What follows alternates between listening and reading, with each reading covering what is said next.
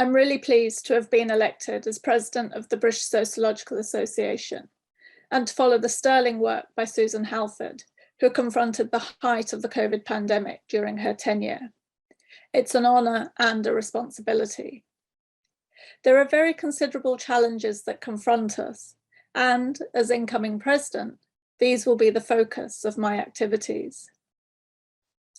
The pandemic has combined with other crises, which together have brought to the fore fundamental questions of social inequality, both national and global. From the different consequences of the COVID-19 pandemic within countries, to the disparities in vaccine rollout between countries.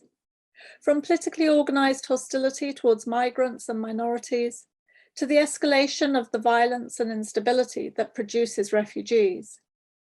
From the elite capture of an ever-increasing share of global wealth, to a global increase in poverty and destitution. And indeed, the interconnections between growth and depletion that are at the heart of environmental degradation and climate catastrophe, both imminent and historical. The inequalities that mark and shape these different examples are not internal to countries or situations, but transcend borders and limits.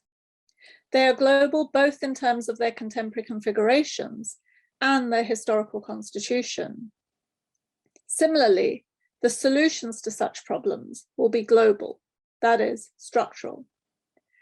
Yet, sociology has been absent from many of these debates, not because of a failure of will or a failure of commitment, but because the overwhelming political response has been organised in terms of individuals.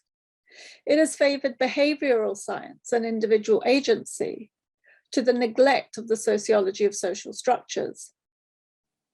In addressing social structures and collective solutions, sociology does, however, need also to address its own understandings.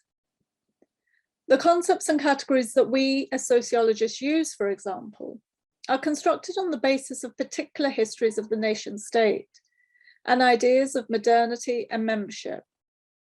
If those histories don't adequately account for our wider shared past, then those concepts and categories will reproduce the very inequalities that we otherwise seek to resolve.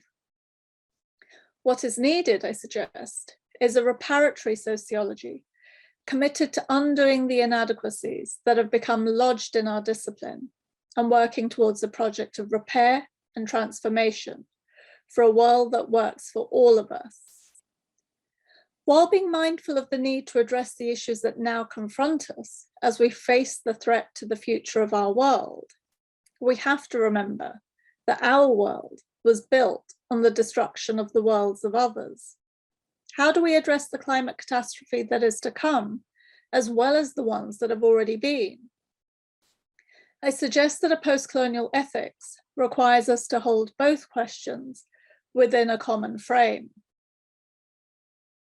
This is a critical moment for sociology and a critical moment for us as sociologists. The challenge before us is to develop a sociology that will secure a planetary future. As sociologists, we understand this necessarily to be a collective project. The British Sociological Association is a member organisation that believes in the power of association to make a difference in the world. Join us